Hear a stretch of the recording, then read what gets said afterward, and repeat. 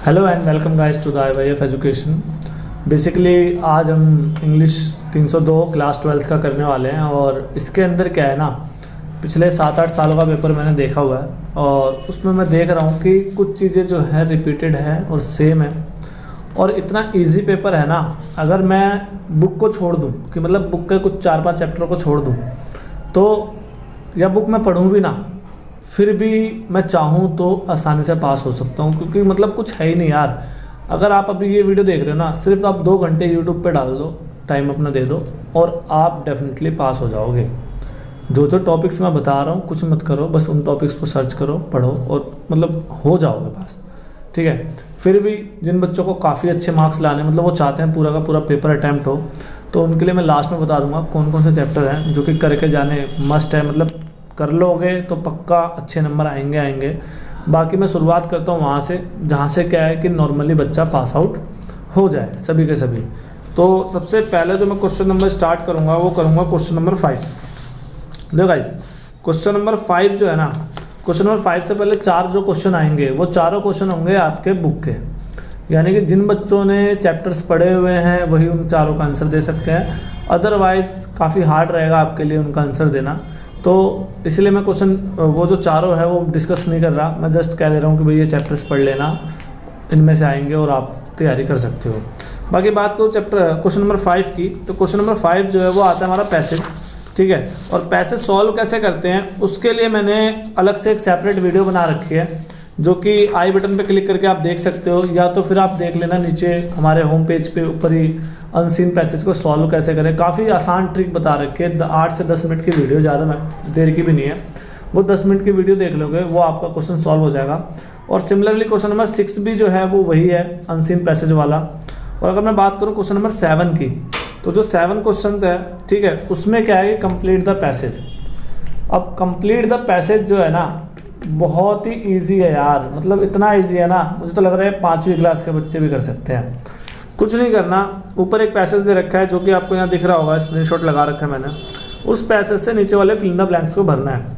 अब देखो पहले वाले ए के अंदर क्या भर सकता हूँ मैं, तो ए का अगर मैं ध्यान दूँ तो क्या लिखा हुआ है, by the 1920s radio provided first for many peoples. तो बीच में क्या आ सकता है, तो भाई देखो रेडियो प्रोवाइडेड के बाद क्या, ए मेजर फॉर्म ऑफ एंटरटेनमेंट, तो यहाँ आ जाएगा ए का पहले में आ जाएगा ए मेजर फॉर्म ऑफ एंटरटेनमेंट,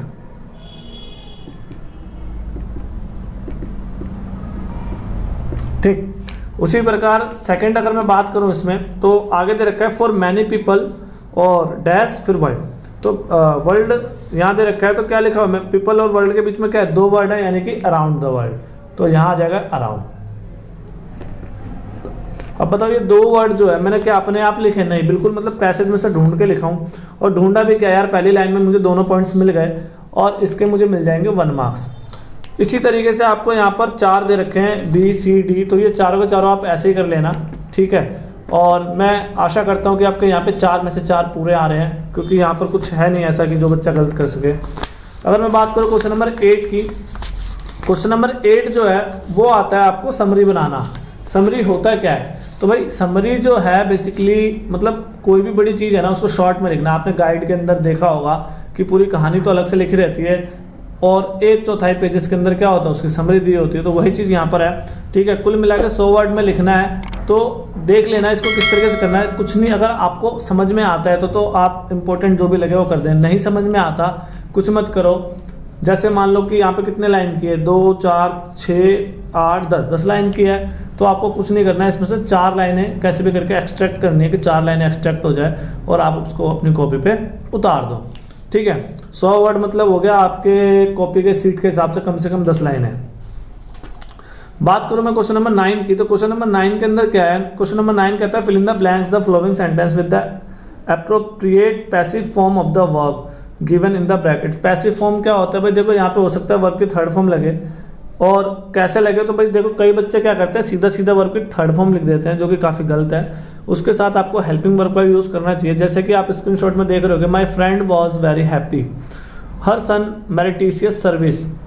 अब डैश दे रखा है, ब्रैकेट में रिकॉग्नाइज लिख रखा है, तो क्या आएगा वहाँ पर, तो वहाँ पर आएगा आपका 9th में, ए की बात करूँ मैं तो ए में आएगा हैड बीन रिकॉग्नाइज्ड। बेसिकली ये मैंने वर्ब की थर्ड फॉर्म यूज़ करी है, ठीक है। और यहाँ पे हैड बीन करा है। हैड बीन इसलिए करा है क्योंकि वो जो इनाम है वो उसको मिल चुका है, ठीक है। तो चुका है, चूंकि के लिए हम हैड लगाते हैं तो इसलिए यहाँ पे क्या हो जाएगा, हैड बीन आ जाएगा, क्योंकि ये पैसिव फॉर्म है। उसके बाद ही डेकोरेटेड, यानी कि उसे सजाया गया, ठीक है। तो यहाँ पे वर्ब की सेकंड फॉर्म लगा दोगे, decorated with a glamorous medal. The event was celebrated, यानी कि बी में आ जाएगा आपका डेकोरेटेड, और सी में आ जाएगा आपका was celebrated.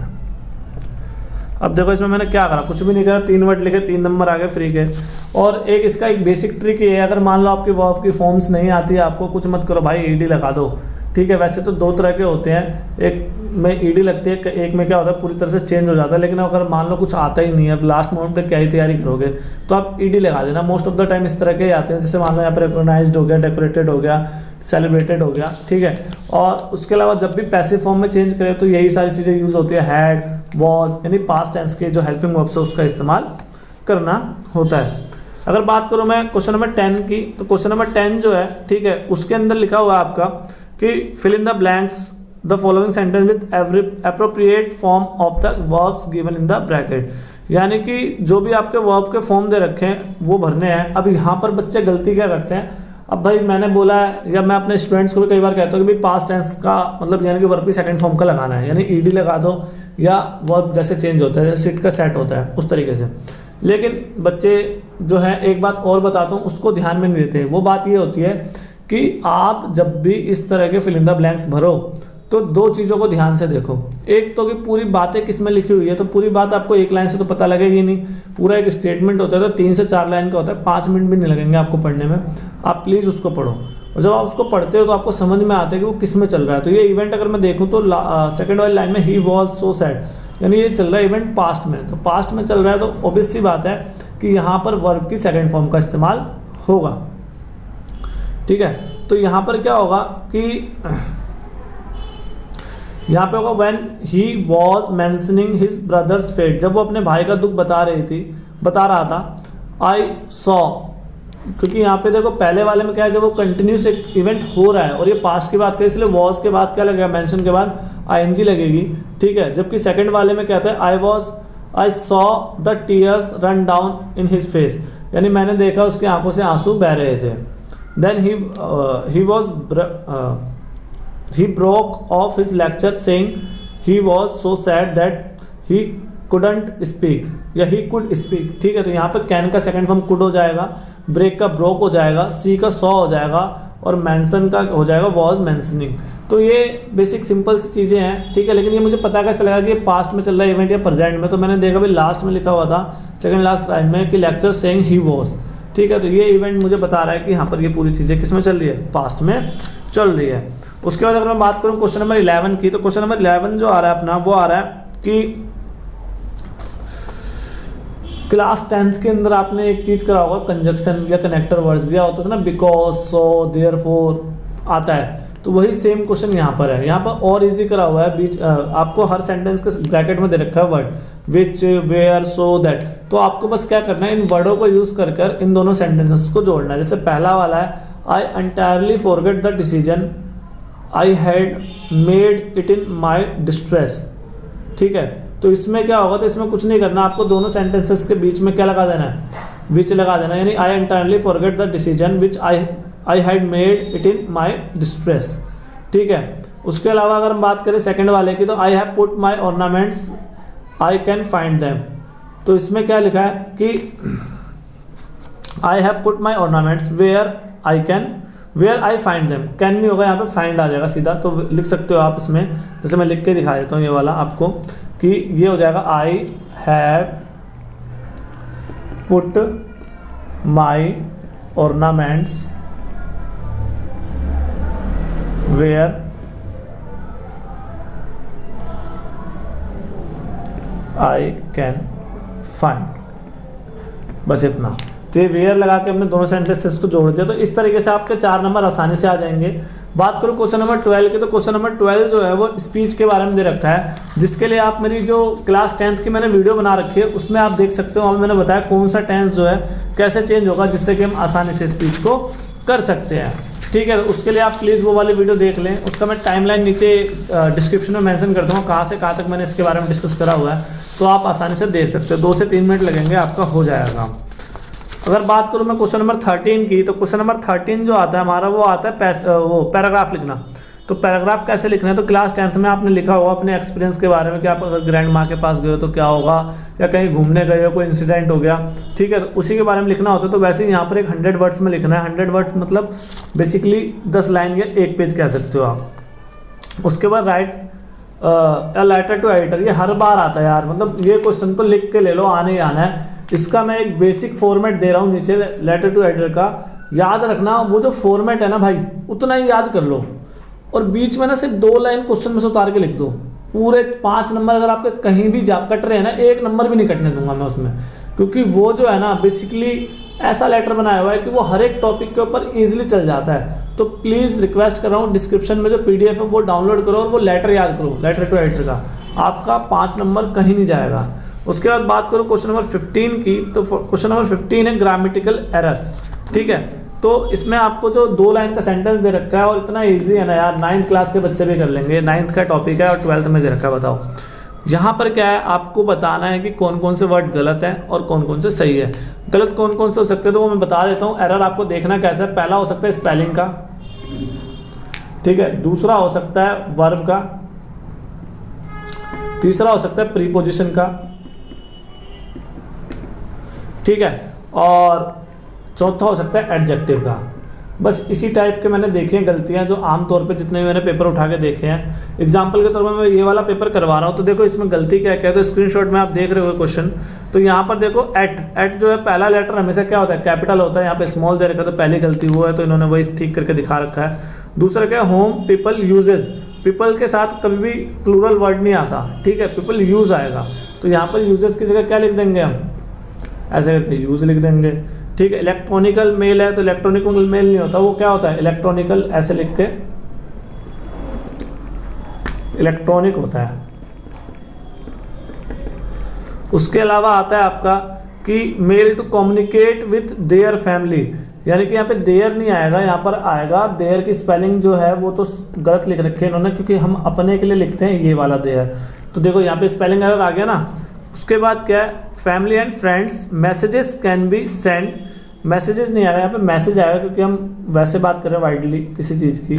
Can be send, अब सेंड बी के साथ हमेशा वर्ब की थर्ड फॉर्म आती है, तो यहाँ पे जो है पहले ये तो ये लिख देता हूँ मैं। उसके बाद बी के साथ हमेशा वर्ब की थर्ड आती है और यहाँ पे क्या दे रखी है फर्स्ट, तो यहाँ पे हो जाएगा सेंड, ठीक है।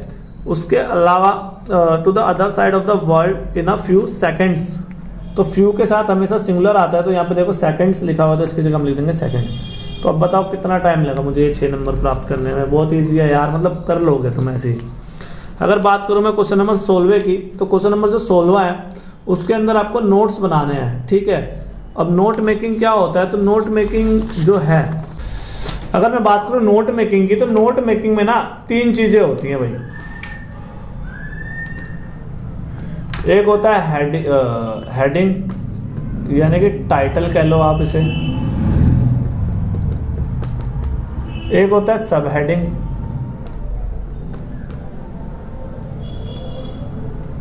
और एक होता है पॉइंट्स।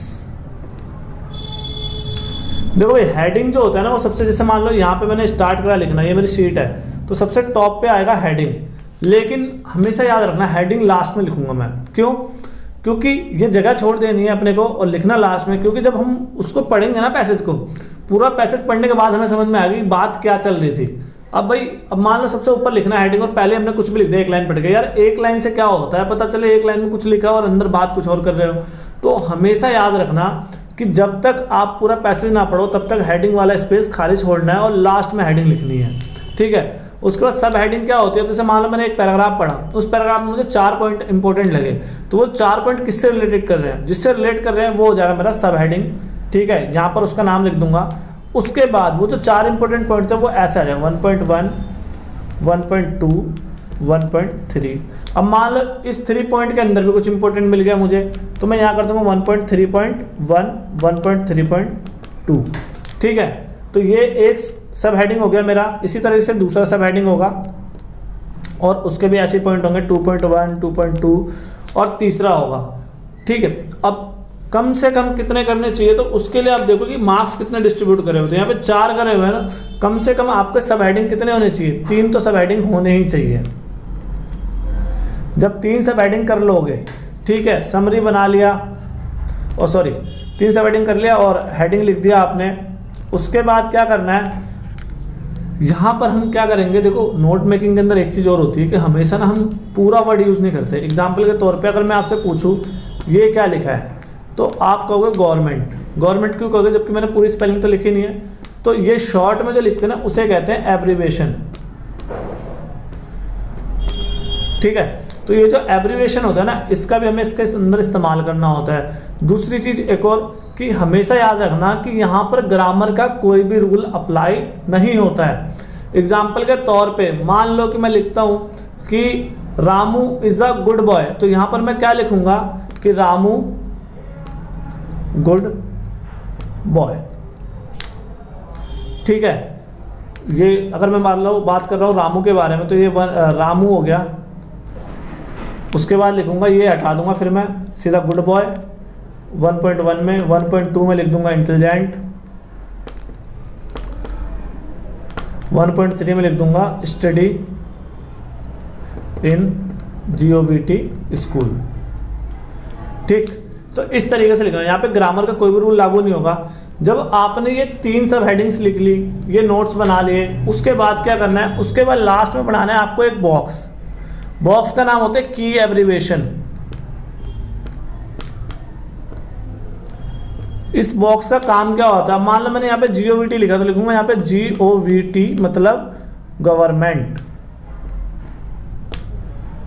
उसी तरह मान लो यहाँ पे मैं लिखता है STD, तो इसका मतलब होता है स्टैंडर्ड। उसका मतलब मान लो मैं लिखता है यहाँ पे ये सिंबल, तो इसका मतलब क्या होता है एंड। समझ में आया? तो ये सारी चीज़ें आपको ध्यान रखनी है। जैसे मान लो यहाँ लिखा जाता है NIOS, तो इसका मतलब क्या होगा, national institute of open schooling. तो ये हो गया शॉर्ट की, ठीक है, जिसका हम यूज़ करेंगे इसके अंदर, और ये फुल बाद में बॉक्स बना कर देंगे। जब अगर आप ये सारा कर देते हो तो आपको 4 मार्क्स मिलेंगे, और कुछ भी इसमें बाहर से नहीं है। तो यानी कि मुझे लगता है कि आप इसमें भी ईजिली 4 नंबर गेन कर सकते हो। ठीक है, अब बात करें आगे कि फाइनली 2 ऑप्शन और आते हैं हमारे यहाँ पे, B और C सेक्शन के। मैं दोनों सेक्शन बता रहा हूँ, और मुझे तो भाई पर्सनली मेरे से पूछा जाए तो मेरे को C सेक्शन ज़्यादा इजी लगता है। आपको पेपर में B और C में से कोई एक करना है, ठीक है, तो आपको जो भी इजी लगे आप वो कर लेना। और इसके क्वेश्चन लगभग फिक्स होते हैं, जो मैं अभी बताऊंगा वही क्वेश्चन घुमा फिरा के आने वाले हैं। तो चलिए स्टार्ट करते हैं। इसमें बात करूँ B सेक्शन की, तो B सेक्शन के अंदर 2 ऑप्शन है, 2 में से हमें कोई एक करना होता है। तो अब यार इसमें देखो, मैं दोनों ऑप्शन बता रहा हूँ और मुझे तो दोनों ही आसान लगते हैं, लेकिन सबसे ज़्यादा आसान तो मुझे जो दूसरा वाला ऑप्शन है वो लगता है। तो चलो मैं बताता हूँ। तो देखो, पहला क्वेश्चन है frame the request of the following replies. अब फ्रेम द रिक्वेस्ट का मतलब क्या होता है, कई बच्चों को पता नहीं लगता यार लिखना क्या है यहाँ पे। भाई लिखना कुछ नहीं है, यहाँ पे आप इसको पढ़ो। अगर यहाँ पे कोई जवाब दिया हुआ है तो सवाल बना दो, और सवाल दिया तो जवाब बना दो। एग्जाम्पल के तौर पे यहाँ पे लिखा था coffee shop is next to the swimming pool, यानी कोई बंदा किसी को कब बोलेगा भाई कॉफी शॉप जो है स्विमिंग पूल के साथ में है, बताओ। जब आपने पूछा होगा तो ऑब्वियस सी बात है, यहाँ पर क्या होगा, यहाँ पर रिक्वेस्ट पूछेगा, तो can you please tell me where is the coffee shop, तो ये कर दो, 1 नंबर आ गया फ्री में। ठीक है, तो ऐसे 4 हैं, ये चारों कर सकते हो आप, तो 4 नंबर आपके मिल जाएंगे। तो गाइस अगर मैं बात करूँ क्वेश्चन नंबर 18 की, तो कह रहा है रिसेप्शनिस्ट के ऑफिस को क्या कहते हैं। भाई तो भाई क्या कहते हैं यार, कॉमन सेंस है, रिसेप्शन कहते हैं। ठीक है, तो बताओ, इतने इजी क्वेश्चन क्लास 12 में पूछ रहे हो, फिर भी बच्चे कहते हैं यार इंग्लिश में फेल हो जाएंगे। अरे ऐसे कैसे हो जाएंगे। उसके बाद है नोट्स ऑफ द फॉलोइंग। अब मान लो मैसेज फॉर्म कैसे बनाते हैं, तो उसके लिए क्या नोट्स है, तो ये बेसिकली 2 मार्क्स का है। अर्ली मॉर्निंग कॉल शीट कैसी होती है, फ्लाइट शेड्यूल कैसा होता है, तो इसके लिए कृपया करके अपना चैप्टर नंबर 26 या 27वां देख लेना, उसमें सब कुछ दे रखा है ये तीनों। इससे बाहर कुछ आएगा भी नहीं, क्योंकि चैप्टर ही 4 चैप्टरों का वो है पूरा 15 नंबर। ठीक है, उसके बाद क्या रहेगा, रिसेप्शनिस्ट को बहुत सारे काम करने पड़ते हैं। बताओ कौन कौन से, कोई 4 बता दो, तो 4 बता देना भाई। कोई भी रिसेप्शनिस्ट के कार्य पता होने चाहिए आपको, क्योंकि 4 चैप्टर है यार, इतना तो पता कर ही सकते हो। उसके बाद what are the problems that a receptionist has to face while handling telephone calls, how does she deal with them. अगर मान लो कोई रिसेप्शन पे काम कर रखा होगा आप में से किसी ने भी, तो बताओ किस तरह की प्रॉब्लम्स उसको फेस करनी पड़ती है और वो किस तरह से डील करती है। तो सिंपल सी बात है, मोस्ट ऑफ द टाइम कई बार क्या होता है कि लोग रिक्वेस्ट करते हैं, फ्लाइट शेड्यूल वगैरह वगैरह ये सारी चीज़ें पूछते हैं, तो वो उन चीज़ों के लिए क्या करती है, वो अपने टेबल पे वो सारी चीज़ें रखती है। दूसरा, अगर सामने वाला एंगर में हो तो उसे क्या करना है, उसे 2 गोल्डन वर्ड्स याद रखने हैं, प्लीज़ और सॉरी। तो इन 2 गोल्डन वर्ड्स के साथ ही वो सारे कामों को डील करती है। कई बार आपका भी होगा पंगा, जब आप रिसेप्शनिस्ट पर चिल्ला रहे हो और बिल्कुल प्यार से वो सॉरी सर, नेक्स्ट टाइम से नहीं होगा, सॉरी सर, तो बस यही सारी चीज़ें तो बुक में देख लेना, हो जाएगा। बात करूँ ऑप्शन 2 की, तो ऑप्शन 2 बहुत ही आसान है। पहला क्वेश्चन है फॉर्मल और इनफॉर्मल बताओ भाई। तो भैया देखो, अगर पहले गुड मॉर्निंग बोला जाए, गुड आफ्टरनून, गुड इवनिंग बोला जाए तो हमेशा वो फॉर्मल टॉक होगी, ठीक है। अगर ऐसे बोलते हैं ना, हाय हेलो, हाय रोहन, हेलो रोहन, हाय स्वाति, तो ये सारी चीज़ें जो है ना ये इनफॉर्मल में आती है। तो यहाँ पर क्या है, जैसे स्क्रीनशॉट में आप देखो कि पहला हाय विक्की व्हाट्सएप, तो हाय विक्की जो वो इनफॉर्मल हो जाएगा। गुड मॉर्निंग सर, ये क्या हो जाएगा, फॉर्मल हो जाएगा। Good evening mister mind, what can I do for you, ये भी फॉर्मल हो जाएगा। हेलो मधु, ये हो जाएगा आपका इनफॉर्मल, ठीक है। उसके बाद क्वेश्चन नंबर 18 की बात करो तो वो है ईमेल। ये भी हर बार आ रहा है कि ईमेल राइटिंग करनी है, ठीक है। तो आपको एक ईमेल बनाना है, तो भाई सिंपल सी बात है कि मैं एक फॉर्मेट दे रहा हूँ नीचे PDF में, वो कर लेना, 2-4 लाइनों का है, याद कर लो, आराम से आ जाएंगे 2 number. What is a memo, अगर मेमो आए, मेमोरेंडम आए, सेम चीज़ होती है। मेमो वाला चैप्टर देख लेना, पहले ऊपर ही डेफिनेशन दे रखी होगी मेमोरेंडम की। उसके बाद एक क्वेश्चन जो कंपलसरी है, हर बार आता ही आता है, जॉब लेटर, ठीक है। जो रेगुलर के बच्चे क्लास 12 के, अगर आपके जान पहचान है उनसे ही पूछ लेना, ये पेपर में तो मतलब रखा हुआ है यार, हर बार आना ही आना है। तो चाहे आप इसे याद कर लो, चाहे इसके जो मर्जी कर लो, बाकी तो मैं बोल नहीं सकता, बाकी आपकी चॉइस है। PDF इसकी भी मिल जाएगी आपको नीचे, ठीक है। लास्ट में आता है कि भाई क्या पॉइंट्स हैं जो आपको याद रखने चाहिए जब आप इंटरव्यू को फेस करने जाए। तो भाई देखो क्या क्या पॉइंट्स होने चाहिए। एक तो भाई ग्रूमिंग अच्छे से होनी चाहिए, ठीक है। उसके अलावा पर्सनैलिटी जो है, मतलब ड्रेसिंग सेंस अच्छा होना चाहिए। ऑलवेज सैल्यूटेशन का यूज़ करो फॉर्मल वे में, ठीक है। और जितना पूछा जाए उतनी बात करो, नेगेटिव्स की बात कम करो, पॉजिटिव्स की बात ज़्यादा करो। तो ये सारे पॉइंट्स हैं, ठीक है। और हमेशा जिस फॉर्म में आप इंटरव्यू देने जा रहे हो उसके लिए प्रिपेयर रहें कि वो फॉर्म क्या है, कब वो इस्टेब्लिश हुई थी। तो ये सारी चीज़ें जब आपको पता होंगी तो आप इंटरव्यू में काफ़ी बेहतर जो है अपने आप को पाएंगे, ठीक है, बाकियों की तुलना में। तो यही सारे पॉइंट्स यहाँ लिख देना, सिंपल सी बात है, कुछ भी नहीं है यार, 15 नंबर फ्री के हैं। तो कुल मिलाकर अगर मैं बात बताऊँ तो ये अगर आप करते हो पूरा जितना मैंने बताया है, अगर मैं बुक ना पढ़ूँ तो भी 60+ मार्क्स मेरे आराम से आएंगे, बिना एक दिन भी किताब पढ़े हुए, ये ध्यान रखना। तो प्लीज़ इन चीज़ों को फॉलो करो, और बहुत कम टाइम है, ठीक है, कल तक का टाइम है, तो प्लीज़ फॉलो करो। और उससे क्या होगा, आप इजीली पास हो जाओगे, ठीक है। और पास हो जाओ तो थैंक यू बोल दें। मैं बात करूं अगर इंपॉर्टेंट चैप्टर्स की, ठीक है, इंपॉर्टेंट चैप्टर्स क्या क्या हैं जरा देख लें वो भी।